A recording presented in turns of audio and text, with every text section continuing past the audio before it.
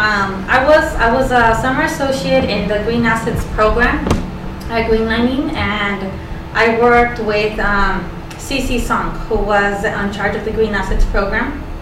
And my specific task was to conduct a case study interviewing people of color who own small businesses in order to basically see what kind of partnership can be forged between, environmental advocates and them.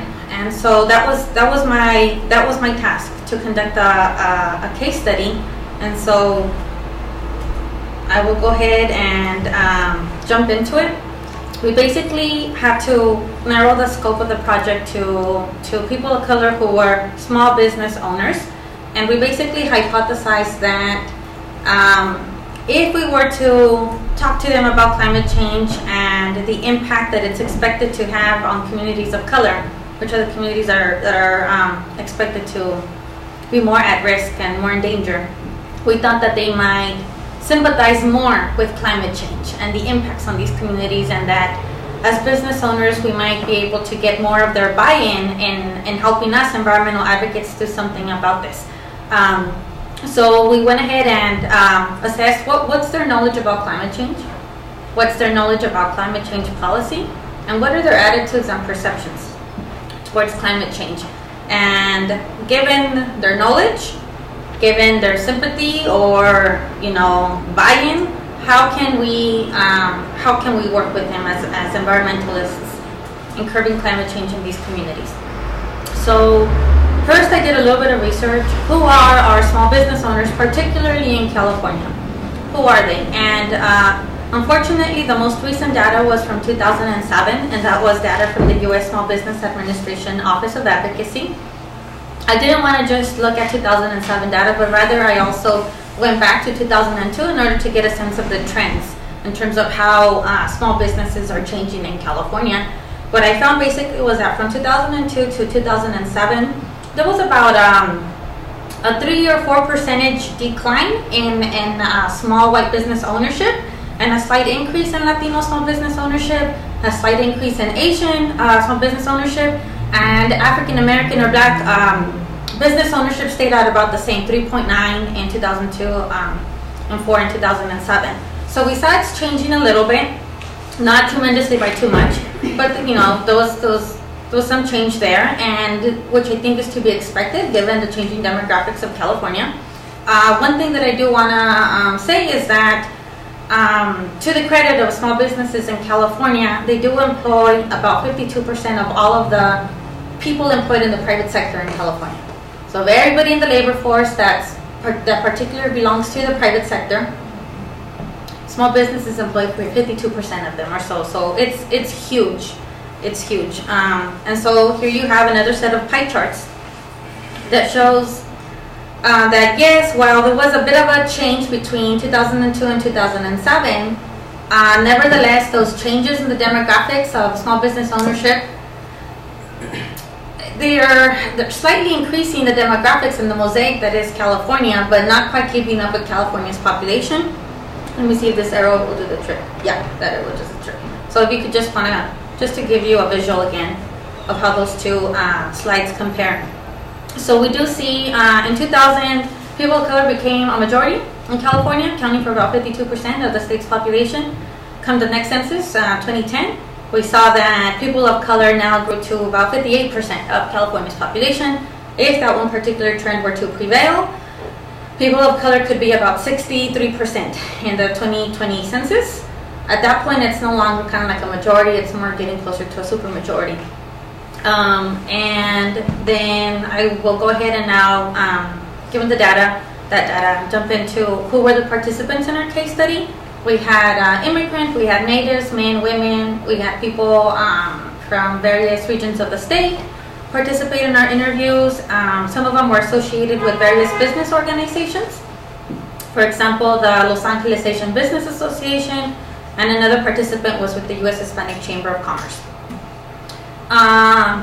So what touched me as a person conducting this case study is that as a person who followed environmental legislation in the Capitol, for 4 years, and always seeing this chasm, this divide between environmentalists and business when it comes to especially the most controversial, the bill, because a lot of bills are oftentimes meaningless. They really are do-nothing bills. They're more symbolic, and but the ones that do have some teeth, to them, you see a big chasm, between environmentalists who are pushing for them and business groups that are not wanting, maybe, for example, more regulations, and sometimes for reason, given whatever the economic situation might be in the state, and they don't want to experience yet a bigger pinch.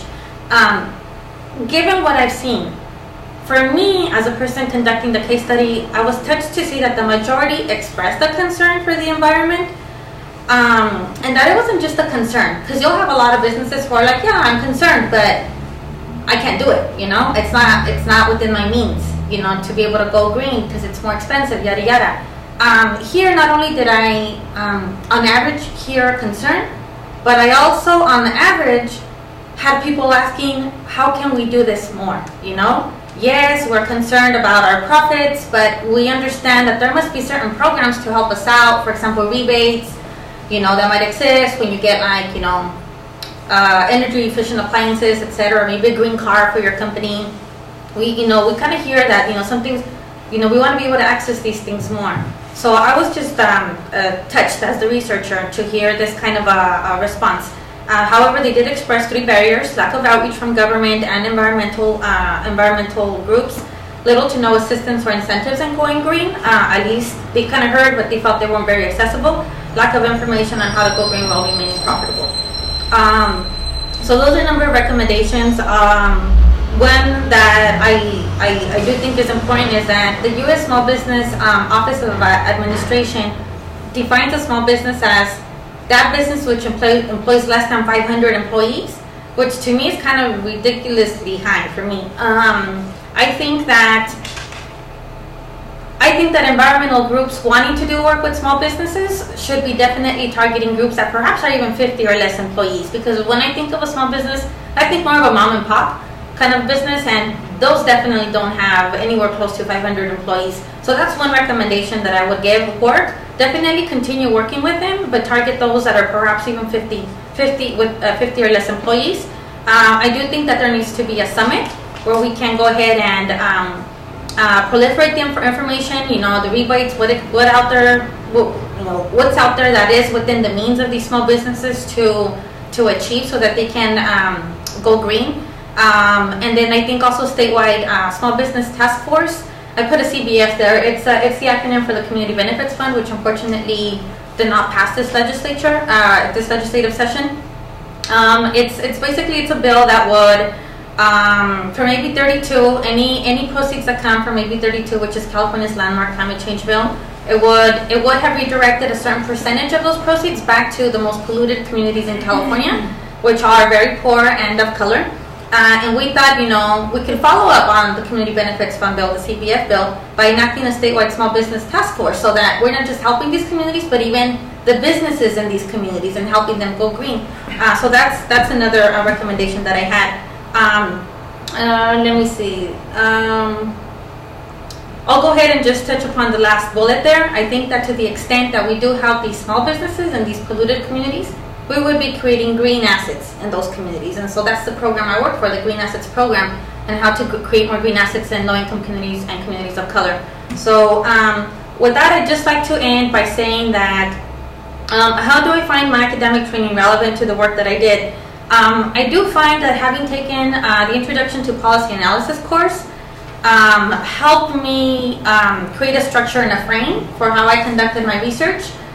For example, you need to create a scope, and sometimes you even start off with the hypotheses. And in economics classes, we always say, okay, these are the assumptions that we're going to work with. We're going to assume perfect competition. We're going to assume perfect dissemination of information. And oftentimes as a student in these classes, we're like, I'm sorry, but that's just not reality, They're like, okay, well, we're just going to assume for purposes of this model. Well, can you just teach me a model that does not assume these things and instead let's work with what is true?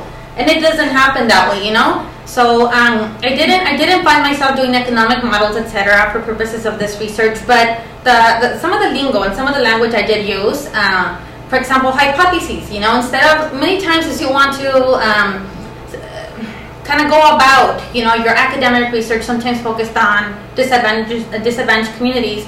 I do feel like what I have to contribute sometimes gets trivialized. That's your opinion, it gets more trivialized. And so sometimes you have to use certain words, to kind of make your research and your work a little more palatable. So it's good to say this is the scope of my project, which is really where you set boundaries and you basically have to discriminate into what goes in and what goes out, But you're saying this is the scope, you're saying this is going to be my hypotheses, these are my assumptions. And so I feel like it does do something to your research. You're doing work using other people's language, and sometimes it's better to their ears when you're using their own language, and presenting information. So I did use policy speak and how I presented and went about, but I didn't do any economic models, and I didn't do any regression analysis using some of the statistics skills we used in class. So with that, I'd just like to say thank you. Is Tuan Ngo? Yes. Okay. Who is from Fremont, California, and currently attends the University of California Hastings Law School, where he will receive his JD in 2013. Tuan earned his bachelor's degree in diplomacy and world affairs from Occidental College, and has worked for the Tides Foundation in San Francisco. In 2003, Tuan founded a leprosy English camp that benefited over 100 youth whose family members were affected by leprosy in the Surin province of Thailand. He is also an advocate stateside as the chair of the Queer Straight Alliance and the Asian Pacific Island Association. Tuan is also a board member of the Vietnamese Bar Association of Northern California. Welcome.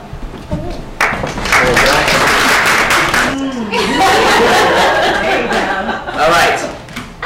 $60 billion. $60 billion pays the salary of 1.2 million school teachers. $60 billion cover college tuition for 8.5 million students. That's 8.5 Berkeley students, for example. $60 billion is how much we use on an annual basis because corporations use legal gimmicks to move profit offshore. 90 billion. That's how much Fortune 100 corporations receive in federal contracts last year from the tax money that we give the government. So when we look at these two numbers side by side, a few questions to mind. First is this fair? And the second question is, how are they doing this? Now skip the last one. So is it fair? Let me just give you some context, some data, and allow you to kind of interpret that yourself. Fortune 100 companies last year reported revenue of $6.7 trillion. Yet they pay 18 to 25% of their income in federal tax income.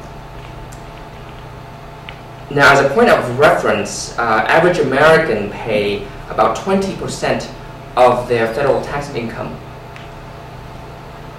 Guess how much GE paid last year? Yeah, close to 0%.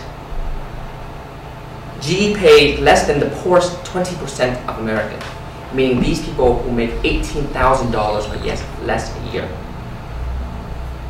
Well, guess how much GE made last year? $150 billion in revenue. Now, to add insult to injury, GE received $3 billion in contracts from the federal government. So in short, not only are Americans getting swindled by paying their taxes, what American pay is helping these corporations become even wealthier. Now, just look at this from a historical perspective. Individuals are contributing a far greater share of the federal budget than the corporations. Ever since 1940, corporation contributions have been on a steep decline, as you can see from the graph. And it is needless to say that U.S. has the second highest corporate tax rate in the world. But in reality, we collect less in corporate taxes as a share of our GDP than all but 2 of the 26 developed countries in the world. And that's Mexico and Chile. So here's the bottom line, is that while corporations continue to see their profit rise over the years, they have found ways to cut their tax liability and shift the burden onto average American. turning to my next question, how is it that corporation avoids $60 billion in taxes each year? And allow me to use Google as an example. So Google create a shell company in places like Ireland or Bermuda. Google then transfer an invention that it creates to a shell company, which then began to collect billions of dollars on the patent right that they supposedly have transferred or sold to these holding companies. This worked much like a songwriter, for example. I'm trying to explain IP. So much like a raw songwriter who writes a song, then sell it off or allow radio to play it. Every time the radio plays that song, the writer collects a profit. So Google attributes billions of dollars basically being made in Bermuda, even though their headquarters is in the Silicon Valley. And most of the employees are in the Silicon Valley. Bermuda has a zero tax rate, which means that profit that comes to the rest of Bermuda is tax-free. And let's just run this through real quick. You can see here that Google creates layer and layer of foreign subsidiaries to allow profit to be shifted around the world in order for it to collect money. So using such techniques, U.S. Companies have amassed at least $1 trillion in foreign profits that are currently not taxed by the U.S. government. $1 trillion, just to put that in perspective, is the GDP of Mexico or South Korea or Australia. So I just want to end my presentation here. There are a lot of issues being talked about and kicked around right now in Congress that attempt to address these issues. You may know the deficit committee is attempting to close $1.5 trillion. $1.5 trillion in the next 10 years. If you think about it, if you could just collect the money that is owed by these companies over the span of 10 years, you can make up that difference. That's what Greenlining is trying to do. We're trying to say we don't have to raise revenue, we don't have to cut taxes, just collect the money that's due. And that's the policy angle that we're trying to help policymakers see.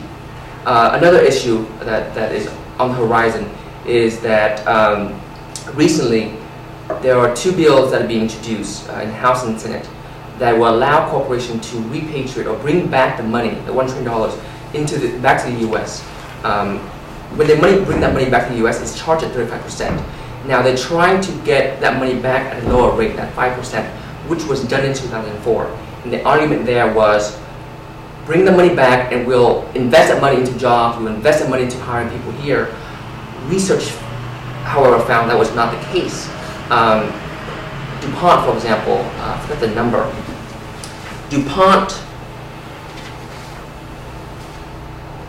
returned $7 billion back and cut 1,500 workers in 2004 all at the same time. So we saw companies and companies doing this.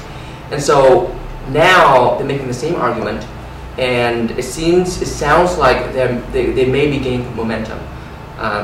So there's lots of happening, and I encourage all of you to think about these things. Do you have any questions before I move on? No? Okay. So, yes? Yes, since you have diagnosed pretty well the problem, what solution do you think that the government can take to resolve these issues? Collect the money. I mean, it's hard, but one of the things I looked at was, what do businesses think about when they locate their companies to different parts of the world? And I found that tax is just one consideration, right? They think about employees, think about labor, they think about a variety of different things. And so the U.S. government has been centered in thinking about just tax as a way to help incentivize business to grow and to attract them to be here. And so you see across the world, people are lowering their tax rate as a way to attract businesses. It's almost like a race to the bottom. And states are doing the same thing here in California, here in the U.S. And so we're trying to change the perspective and say, you know what? Yes, that may be true, but there are other factors that companies are looking at. California has one of the highest tax rate, yet we have more technology firms here than anywhere. So we have to think about that and gotta really consider that. And I think that's being considered enough. Well, I will, let's say I will counter-argument your argument saying that collect money, right? That's the idea. If you find a counter-argument saying that corporation creators of jobs, okay, that's a counter-argument. I do not agree with that, but I'm just counter-argument that well, we have to keep the taxes lower because they are creating jobs, and those are beneficial to society and to everybody. That's the counter-argument. And that's a valid argument. I mean, there are cases where companies do move to take advantage of the lower tax rate, and that's true, and we should consider that. But I think when we look at the data, for example, the 2004 data, when we gave them a low tax rate to bring back the money, what we found that wasn't the case at all. I mean, they did not invest into the market, they did not hire employees, they actually cut. At the same time, they had large dividend payout to the shareholders. And as you know, the way since 2004, when dividends pay out to shareholder, it's being taxed at 15%, not at the 35% rate that was done prior. So now wealthy people, which most of their income come in the form of dividend, stocks and dividend, is being taxed at half of what average American pay in payroll tax. So the question is, okay, fine, we agree with you, we'll help you invest in business, but then you then pay that money out to investors who don't pay taxes, and then reinvest that money back to make the company wealthier, but then reduce your workforce. It doesn't make sense. It doesn't add up.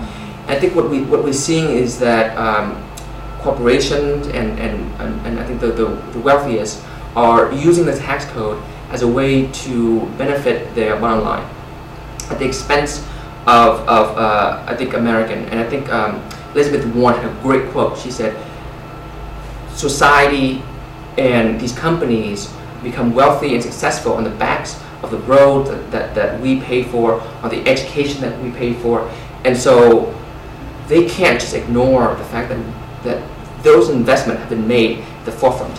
Now they should also invest that money back into the community. So I'm done with my presentation, but let me just talk about how Greenlining affected me and why tax is sexy.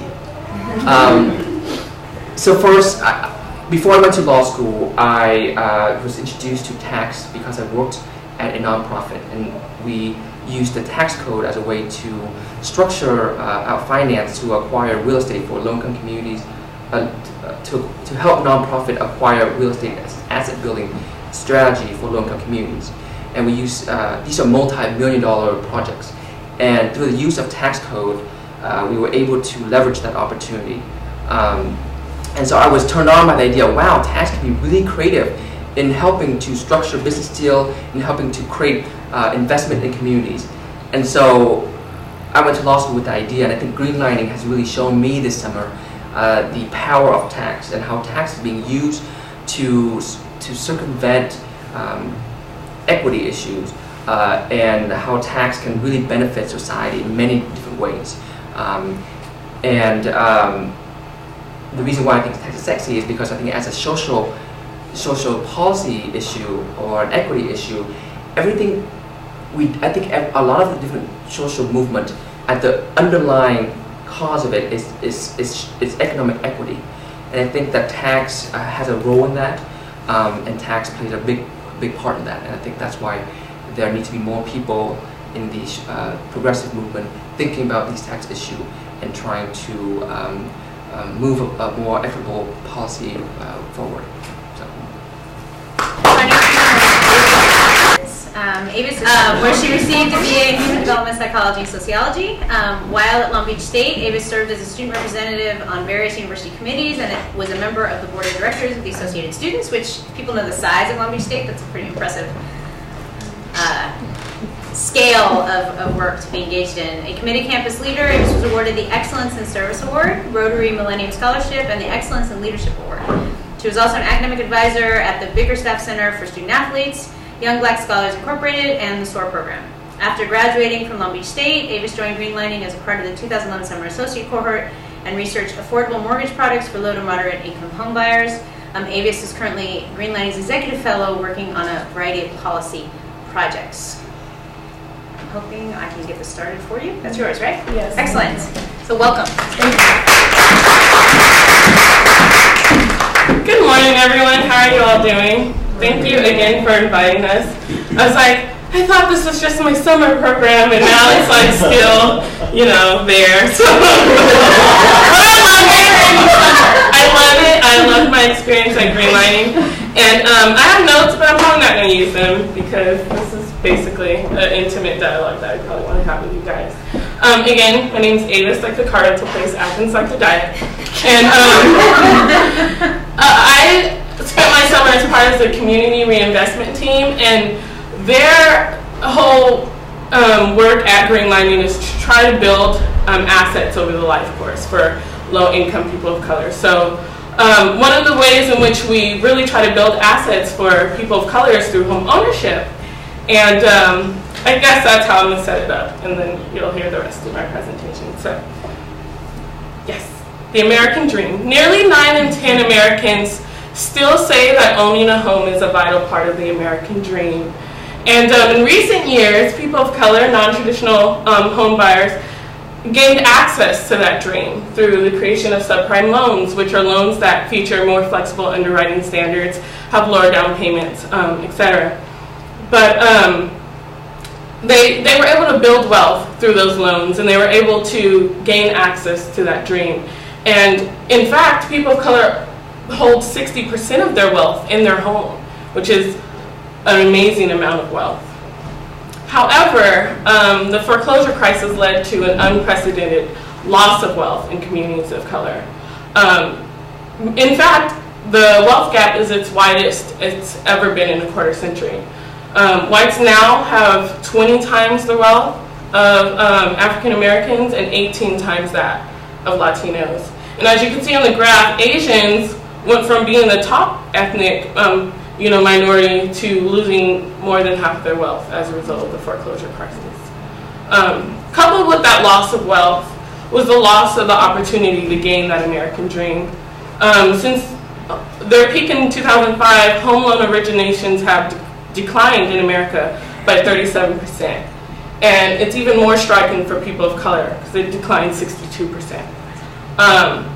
So as a result, banks have cut off their subprime loans, thinking that it was these loans that led to the foreclosure crisis, and in turn, many people of color or non-traditional buyers, low-income borrowers, got that door closed to them, that asset builder. So the goal of my project this summer was to find out what are the features of a sustainable loan, and by sustainable I mean you get in your home and you stay in your home, not you get in your home and then you go underwater and it forecloses on you. And after finding those features, were there any mortgage products that were there before the crisis that were sustainable? And if so, why are they not here now, helping our communities? So after using my undergraduate tools of research, qualitative research, doing interviews with loan officers, doing interviews with community housing development counselors, and acting like I was getting a loan and going into banks, I found like there were 4 general themes. Sustainable loans address 4 key areas. They address wealth barriers, income barriers, credit barriers, and education barriers. Barriers that non-traditional borrowers, like low-income people of color, usually have when they're trying to obtain a mortgage loan. And from my research, I found different characteristics that are off to the side about good, sustainable loan features. Encompassing all of this is the best loan product for a low-income, first-time home buyer is a 30-year fixed interest rate loan. A lot of the loans that were offered in a lot of the subprime loans that were offered before were option arm loans, where they would have a teaser interest rate, and then 5 years later, your mortgage product would your mortgage payment would double and you wouldn't be able to pay for that loan anymore. So 30-year fixed interest rate is key to being able to sustain your loan. Furthermore, the 3 to 5% down payment is good to address wealth barriers. A lot of low-income people of color don't have that wealth that traditional borrowers have. So keeping that down payment low so that they can enter the mortgage market and have still some skin in the game so that they can make monthly payments and value their loan. Also, use of alternative credit. A lot of people that are non-traditional buyers don't have credit or home that reports on their credit reports. So using credit from like rent payments or a phone bill that you kept up on for 2 years could serve as a way to establish credit so that you can get a loan. Also, home buyer education is vital. Studies have shown that those people that go through home buyer education are 3 times less likely to default on their loan and more likely to seek help when they need it. And furthermore, a 40% debt to income ratio, it's kind of high, but it addresses income barriers that non-traditional borrowers usually have, while keeping them comfortable making loan payments on a month-to-month basis.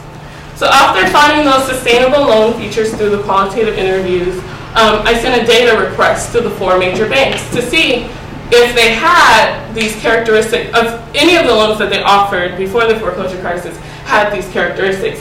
And I was surprised to find that all of them did. Well, Chase didn't reply to me, so that's why they're not on here.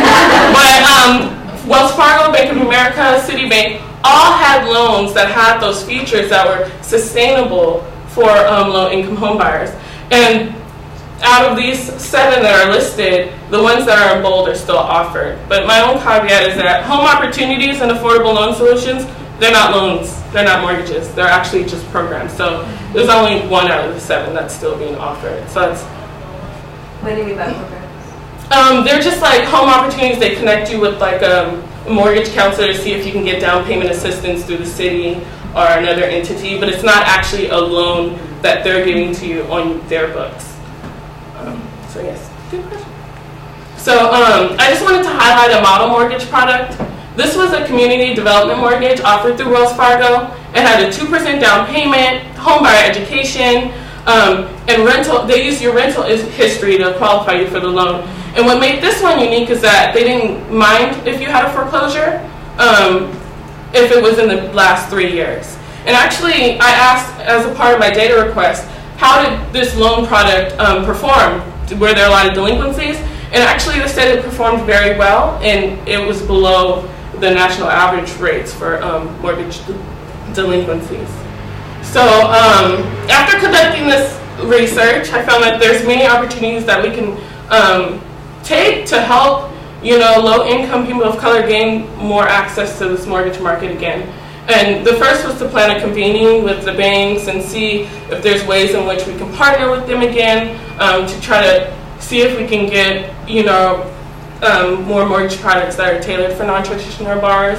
Also partner with credit unions. Some are more willing to offer sustainable loans, and then just having the banks reintroduce successful loan products like the ones that were mentioned before, so that more people remain able to have a piece of that American dream. So thank you, and any questions? I have a question. Yes. Why do you call it American Dream? That's a great question. Well, my thought is that usually the United States has been known, overarchingly known, that the American dream is having that 2-story home with a white picket fence and able to have that go into the middle class, have a working job, and able to own property. And so the New York Times actually did that poll that I cited before, and they polled general Americans. They asked them, do you still think home ownership is a part of this dream of being in America? And they said, yes, it is. So it's still prevalent. And your question kind of begs the question that maybe it's not a dream for all Americans or attainable for all Americans, so therefore, why is it the American dream if some people only have some access to it? That's what this research is trying to get at. We're trying to expand that access to the broader populations of America so that all people can still say that's a dream of theirs. Did you have a follow? Is that what you're trying to get to as that, or did you have? Okay. Mine's different. So. Oh, different. I would follow up with the, okay, I understand the concept, but I want you to put my emphasis that sometimes we use the terminology that are given to us for the financial institution or for the establishment. But I believe that the American dream, and this is my point, is a human dream. I guess is sheltered from the most basic needs of all humans, right? It's not. But when we say American dream, that means it's human. That's basically what I'm trying to say. It's a basic need for every human being. Now, my follow-up question is this: do you think that the American dream, as it's defined here, and basically what you're saying, that 62% are the wealth of the people of color,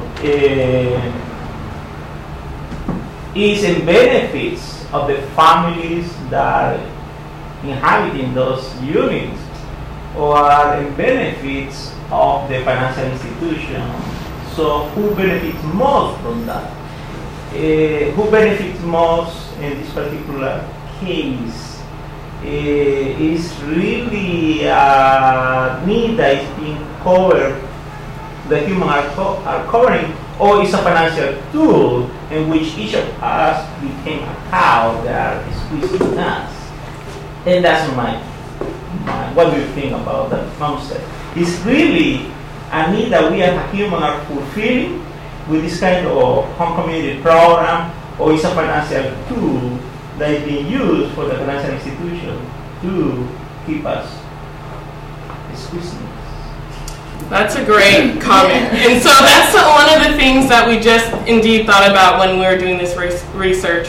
But so I come from a psychological background. I did psychology and other behavioral sciences under my undergrad.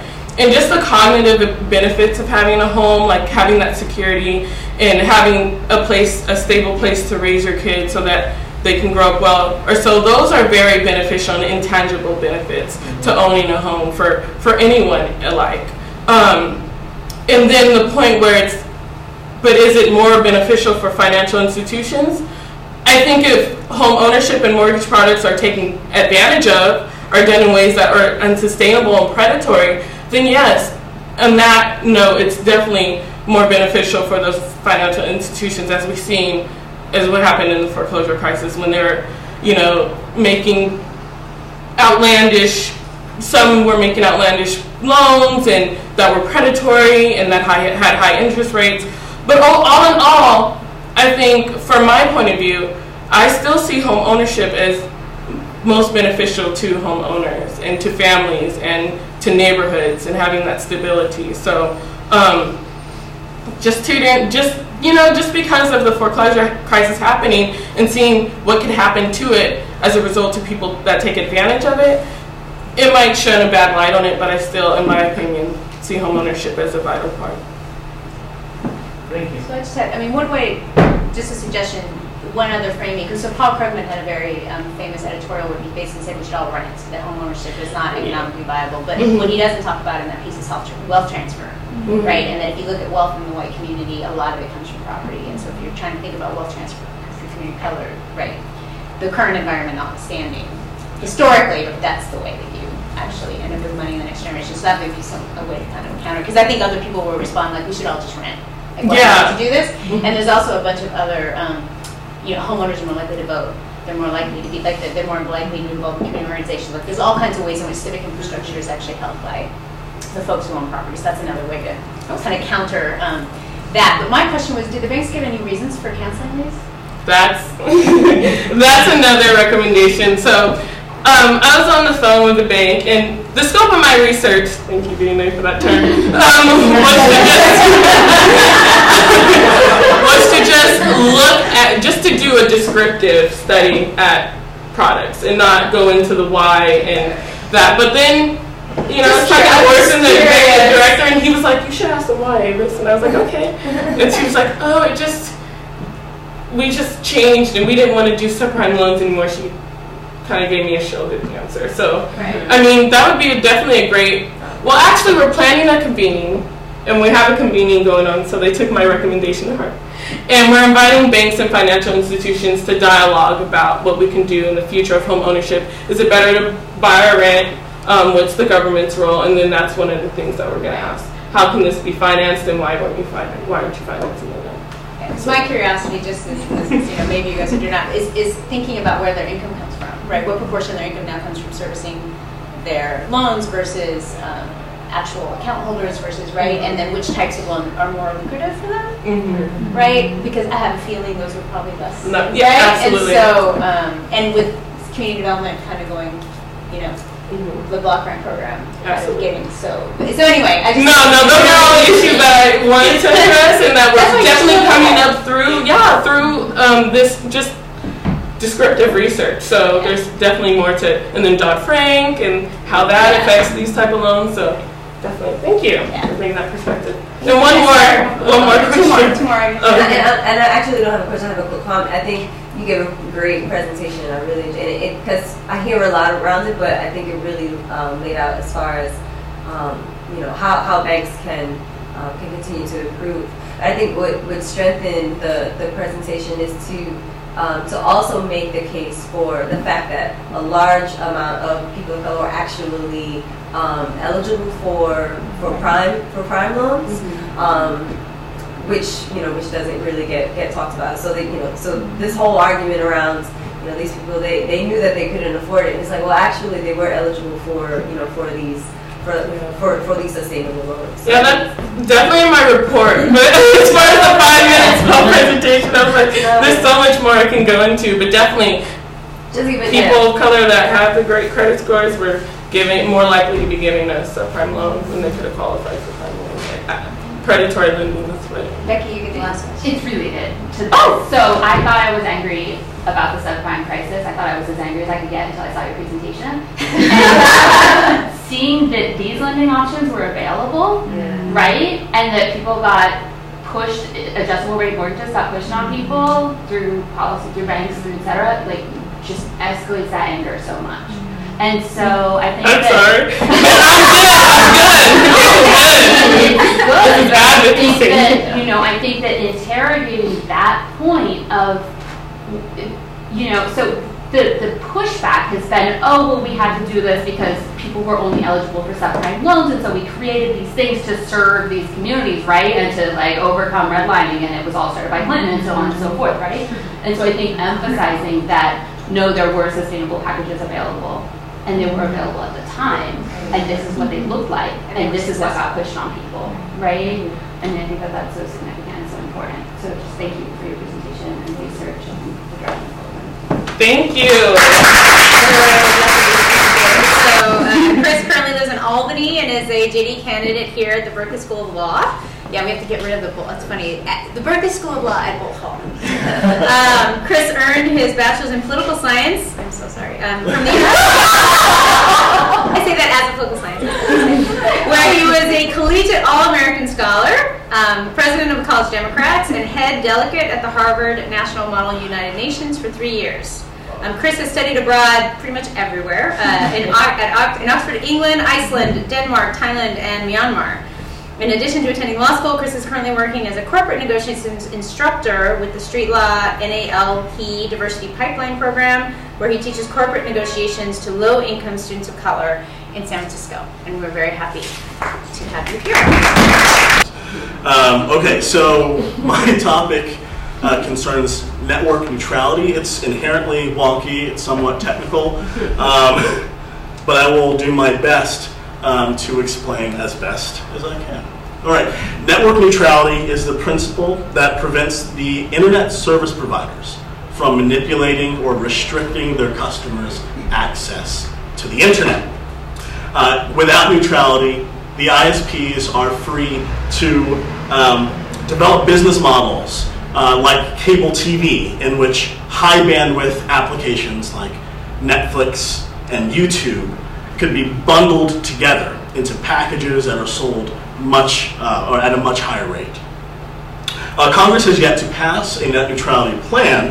However, politicians on both sides of the aisle find that the people should be free to access an open and completely free internet. Most net neutrality detractors say that formal rules are a solution in search of a problem. However, it's not that simple. The reality is that when you have formal rules and network neutrality, you prevent the ISPs are prevented from manipulating their consumers' internet experience in such a way that galvanizes their bottom line. The solution is a reaction to a problem. Let's take America Online, for example. In 2005, the company developed attempted to develop a program where they would charge to use their junk mail filters. However, a coalition of opposing organizations created a website named Dear AOL in opposition. They collected hundreds of signatures in protest, and AOL's response was to block hundreds of emails where Dear AOL was in the subject line. However, this should be no surprise, since AOL's original business model was a walled garden. That is when a service provider offers their web applications and the applications, or like news and media, or the applications of approved partners, and makes it more difficult for their consumers to access competing content and media. The internet was designed to allow complete and direct access to the open web. But when a user logged into AOL, they had to wade through AOL's filter of partnered services before they could reach the open internet.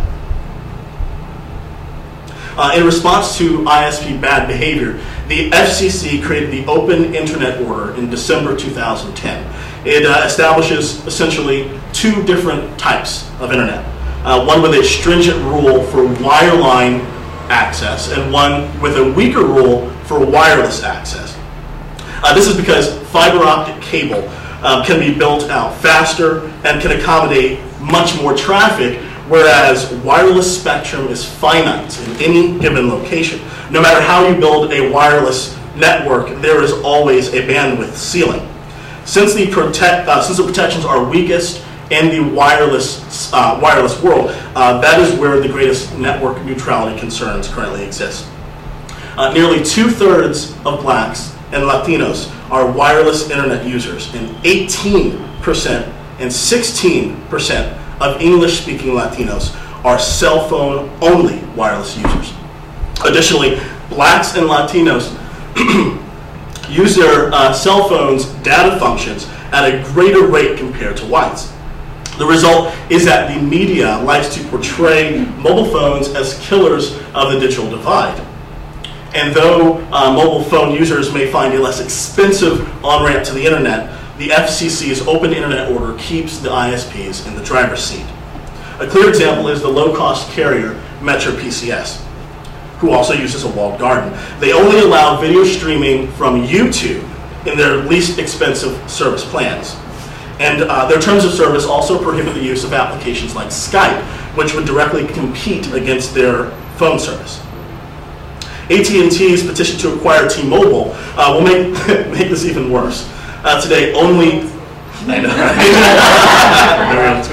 Today, only 4 ISPs dominate the wireless market, and only one of the 4 markets specifically to low-income communities and communities of color. If AT&T acquires T-Mobile, then AT&T and Verizon will control 79% of the mobile wireless market.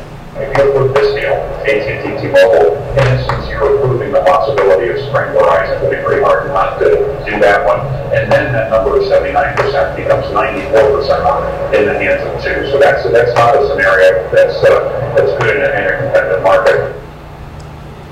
If the merger is approved, a significant number of T-Mobile's value-conscious customers will jump ship to Metro PCS, and a subsequent acquisition of Sprint by Verizon would cause prices to raise even further, and that would drive even more value-conscious customers to Metro PCS. AT&T claims that they need to acquire T-Mobile because they need the additional spectrum in order to provide a high quality, or rather a higher quality, service for their customers.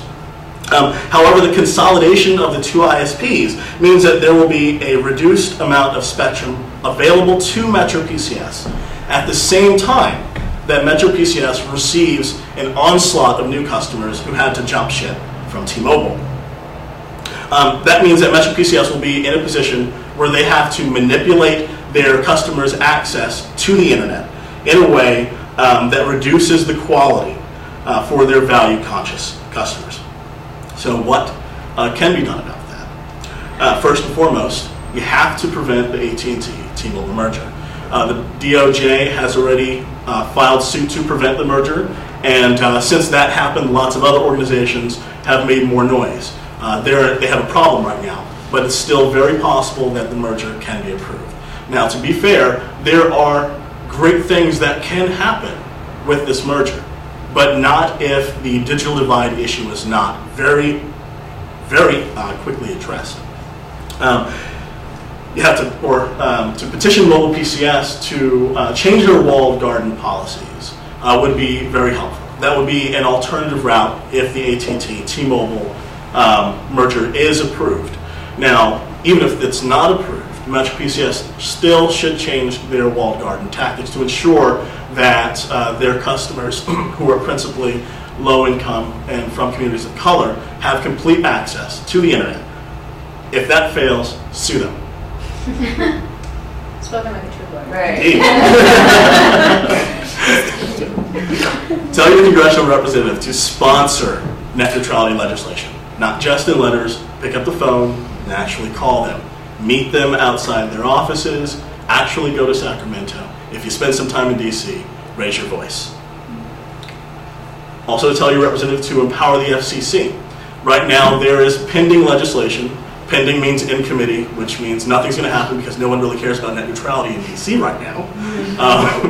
But tell your representative to empower the FCC so that way they can accurately and more adeptly ensure that the internet remains free and open for everyone. Tell your state legislator to support ISP network management transparency. Wow, that's wonky. Okay. Basically, what that means is that the internet service providers have terms and conditions in which way they manage their networks. The key is how they manage their networks. So if they have to be public in which ways that they manage their networks, then that little bit of sunshine will ensure that they don't discriminate against people unfoundedly. The ISPs should not have a free hand to discriminate against customers for profit. And net neutrality retains the internet as a place where there can be free expression and a place that is a proving ground for new ideas. But only action, beginning with us, can save the internet experience that we all experience today. Thank you.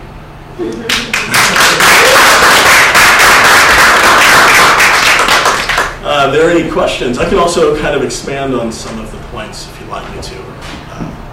I just have a comment. I don't know if you know that Citrus is actually very active on net neutrality on this campus, the Center for New Media and the Citrus program. So you may want to, I can give you names of people. So they had a conference on it a couple of years ago, and there are lots of wonky people who care very much about this. And so that, the difficulty with net neutrality is that when the average person is introduced to the idea, they instantly turn off. Because just the words net neutrality it's inherently wonky, and people know about it. People understand that it's a concern, but it's so conflated at times, where there are people who think, oh, well, this is the government trying to regulate the internet, but it's actually the government trying to regulate the ISPs. The ISPs are not the internet. The internet is us. We are the internet. The words that we put there, the actual traffic, the emails, the text messaging, that is the internet. The internet is not a fixed location.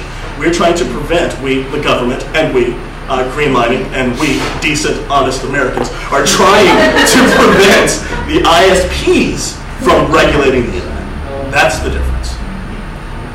Question, why should I pay the same rate for somebody with unlimited usage, and I have an unlimited, and he's bandwidth hogging videos all day long? That's a very good question. It's subsidizing is the nature of these things. In fact, subsidizing is the nature of the airlines. People pay first class tickets so that way I can spend $79 to fly, to X place. The reality is that if everyone were to pay for the exact amount that they use on the internet, then small businesses would have a very, very hard time competing online. Well, why don't we do cable TV for what we use? Don't you think that's a crime when you pay for cable? I don't watch a lot of TV anymore. I know, I don't either. But I don't think that's a bad example. You go to cable TV, you're paying for all these channels that you never use. Absolutely. And they're packaging it, and they're basically screwing you if you just, you can't go a la carte. No, you're absolutely right. But that's what, net neutrality, one of the principal arguments, and frankly, it's not something that is likely to happen in the next 30 or 40 years. But that is one of the big concerns, is that eventually the internet providers will have sufficient power and support that they will be able to do that. That's what we don't want. To ensure that people are not paying, an extra $30 a month to go on YouTube or to access their Netflix account. But the reality is that you have Netflix and Google, Google uses so much of the available space on the internet just by itself, but it's a free service theoretically for everyone. But it's we who do pay for our internet, everyone, we are also subsidizing Google to be able to camp and also simultaneously have access to that. So just really briefly, my education has very, very much informed the way that I worked for Greenlining over the summer and continue to do so. Net neutrality is a very difficult subject for people who do not have a background in computers or in the laws behind the legislation that's led to our current communications, federal communication status. But Greenlining, the way they operate is that they throw you into the deep end. So but it's a good thing. It's very fortunate in that I did have a background because I am a huge geek, and I happen to be a law student. So this subject just happened to just work out really well for me. I remember when I did my PowerPoint presentation to all of the Greenlining staff at the end of our associate program. I remember pitching the idea of, for example, you see like a lot of low-income women of color dominating the kind of like housekeeping, businesses. They clean homes or offices for a living, and it's their business. And a lot of them are, speak another language, as a primary language. And I was thinking how wonderful if, as a company car, they can maybe for their next car they can, get a green car or something, to help them get around to all these businesses wherever it is that their clients are located. And so I was already thinking about, doing targeted outreach, to people who many times just kind of fall out, of our,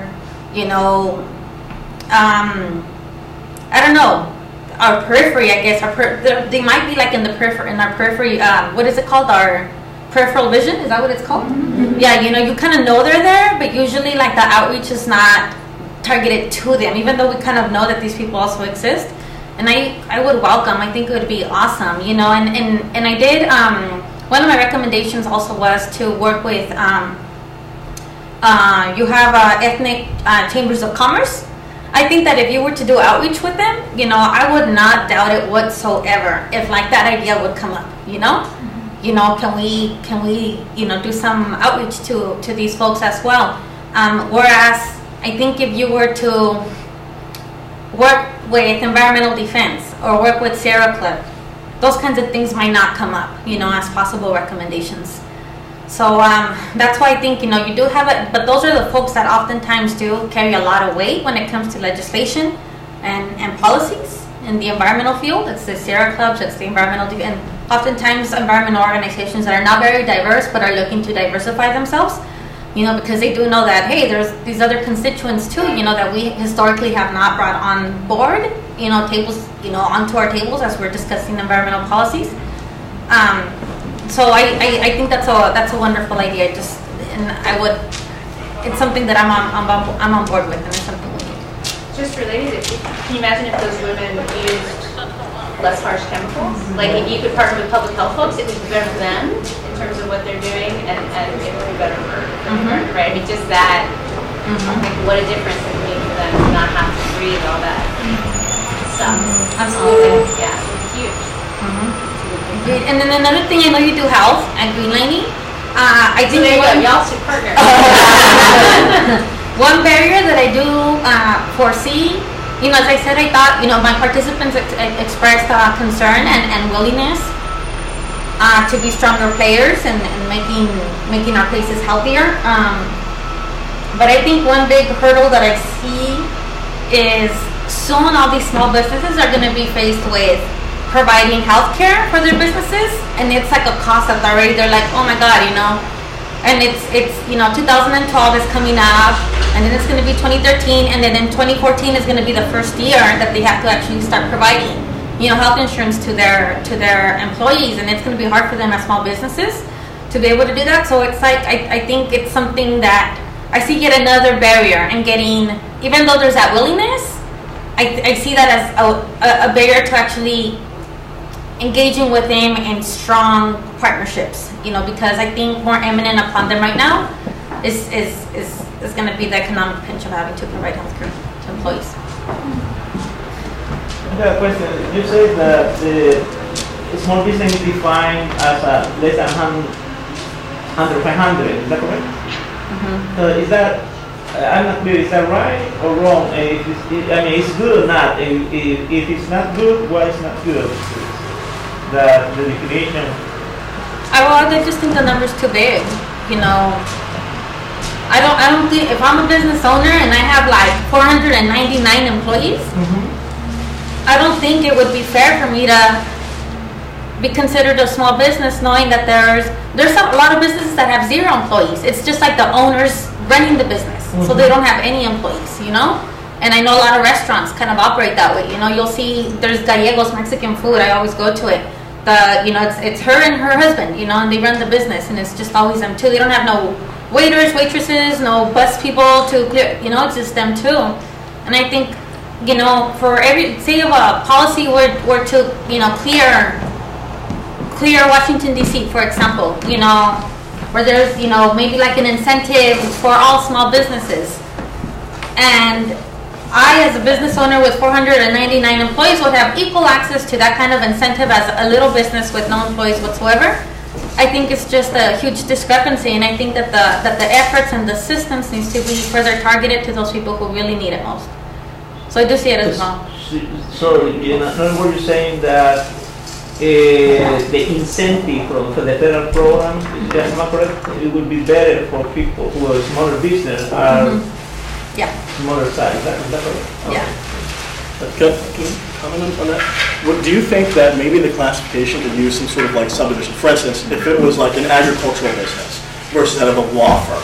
Because, there's a law firm, in San Francisco who has 300, 400 attorneys working there who are bringing in hundreds of millions of dollars of revenue every year. Whereas you have, agricultural units will have a lot of people that are working, but they're not bringing in nearly as much revenue. Do you think that maybe if there was some sort of classification on like the type of business, not just the numerical? And talking to some business owners during the case study, they did say that in some cases, like the working definitions of small business could be different. In some cases, it gets defined as the value of the business, how much it's worth, so that you get more to the profits that it makes rather than like the number of employees.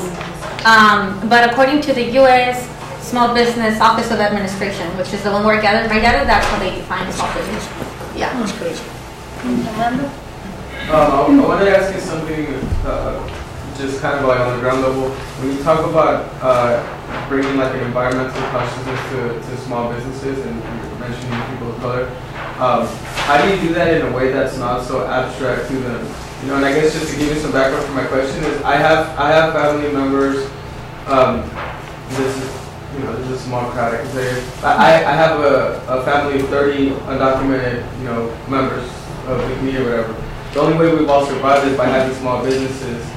and introducing like, oh, change this because it's environmental, or switch that over here. Like my uncle, for example, he has a welding shop. They use electricity like round the clock, 24 hours. That's probably their biggest bill. And I told them like, oh, you guys should turn off this sometimes, or you guys should switch this. And they look at me like, that's ridículo, you know? Like, I'm for real, so I'm saying like, how do you do that in a way that's also conscious of like, how that's not their bottom line, you know? Their bottom line is like, we gotta make that green so we can pay rent and eat and all that stuff. So like, how do you mediate those two extremes? I think this kind of gets a bit to the work that another colleague of us, Sydney Ballou, she was also a summer associate that last year with us. She was her project specifically was to how do you get just consumers, not businesses, but even just consumers, particularly because it's greenlining, particularly low income and people of color. We're just energy consumers. How do you get them to buy into energy conservation and things like smart meters, And so for her, from what I got from her presentation was you need to pitch it as it's not just good for the environment, but it's good for your pockets, It's, you can educate them that way. Maybe it's not very appealing or sexy to you to think of this in environmental terms, you're saving the planet, but it's good for your pocket. If you conserve energy, if you go about your business or just as a consumer, as an individual, your way of life in a more environmentally friendly fashion, it should be less expensive, at the end. And she was talking about how to kind of just get the visuals, you can have access to, just by logging online, for example, PG&E or something, you can see how much energy you can save, by maybe having done something differently.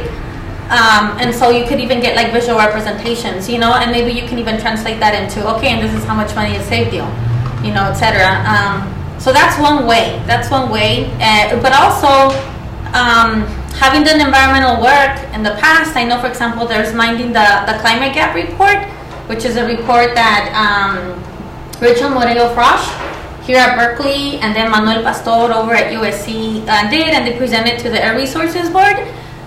They had so much data showing that, when we use up a lot of energy and we go about our ways and less sustainable ways, the impact tends to fall most on disadvantaged communities, because that's where you have the energy plants, that's where you have the power plants, that's where you have incinerators, that create our energy. So it's like the places where your family probably lives. Probably, I don't know, but, it's likely that, the places where these people live are places where we would put in a new peak plant or power plant, if we just keep demanding a high amount of energy, because we're not doing anything to conserve it, so our energy demand keeps increasing, and so we need more power plants to be able to meet that demand.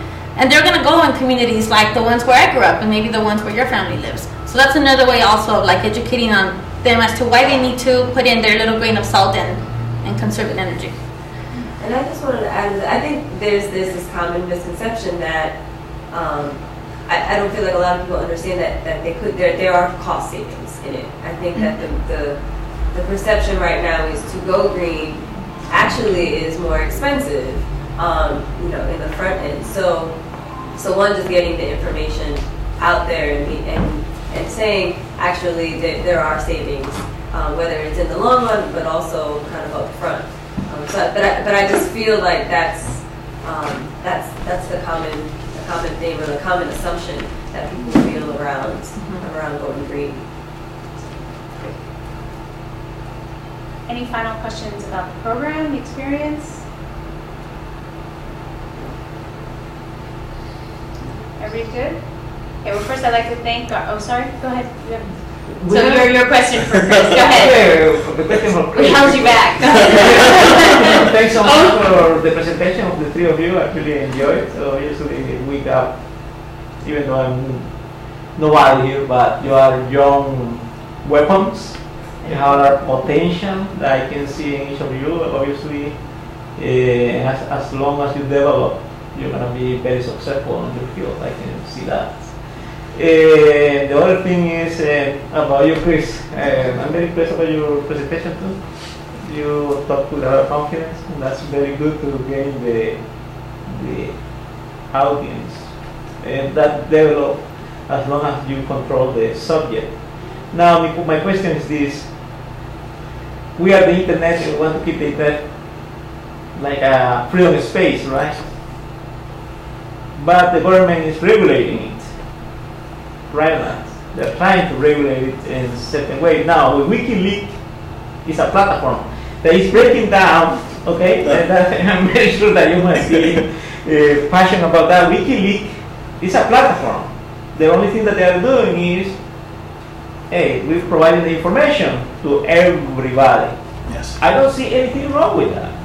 Now, you did right and you did wrong, and it came to the world, and everybody say, oh, what the government is doing, the American government is doing is wrong for everybody. I mean, we have the right to, as a consumer of the information, we have the right to know it. So, how come Hillary Clinton, the Secretary of State Department, is trying to put pressure and trying to make sure that they are working behind the scene to put pressure in a platform that brings all this information to us? What is your opinion about that? Is this platform working outside the law, or is inside the law?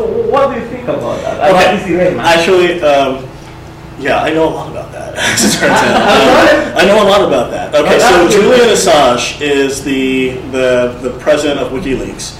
And just a very brief primer. For those of you who do not know, the organization specializes in acquiring information and releasing it gratis.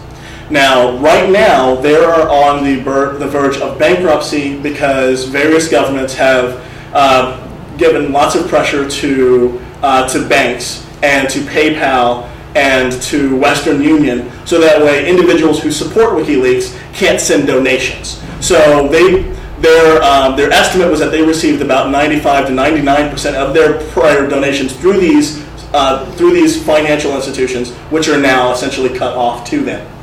Okay, the PFC, Private First Class, Army soldier who gave information to WikiLeaks, releasing the information on the Abu Ghraib photos, is at Fort Leavenworth prison. I was a military policeman at Fort Leavenworth when I was in the Army. So this is a lot of stuff that, yeah. Thanks for bringing it up. I believe very strongly in the First Amendment. I think that information, if it's acquired legally, which it was not acquired legally, however, if that information is acquired legally, I think that all information should be free. Here's the thing, though. Once they receive that information, even though it was acquired through illegal means, they actually had the information in civilian hands. What they do with that information it's a policy consideration that the organization head needs to make for themselves. They decided to release the information because that's the nature of their platform. Right. And I think that what WikiLeaks did is not illegal. What the PFC did, transferring that information to WikiLeaks, however, was illegal. So you have the government who strangely takes photos of all of these things that they don't want in public.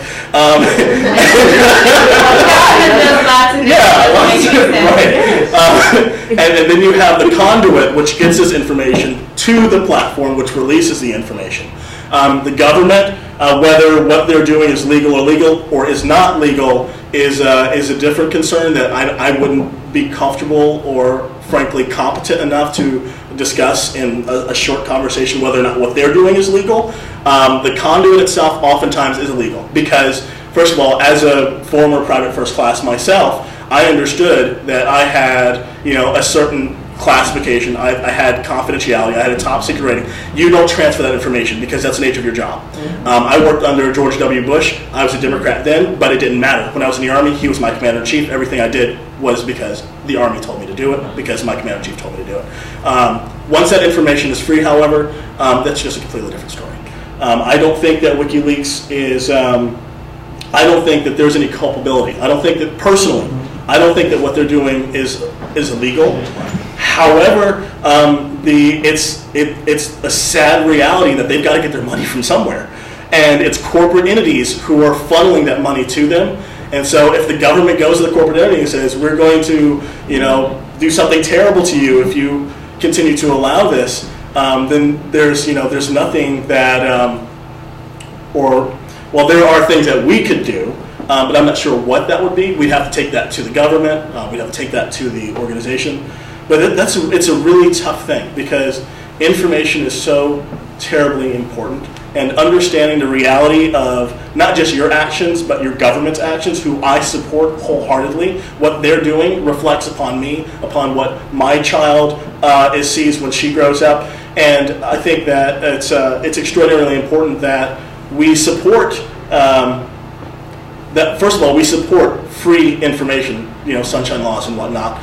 But to a point where the government realizes that information is going to get out one way or another. And so maybe we should back off on these particular policies and toe the line like we're supposed to. Too many gray areas in the government. Any final questions? Well, I'd like to ask you to join me in thanking our panelists for doing so. I wanted to recognize Danielle Turnlow, who's also here from Greenlining, who will also assist in that. And thank my staff, Alejandro Jimenez, who's been manning our video camera, Rosa Rodriguez, and Becky Alexander, who unfortunately just walked out.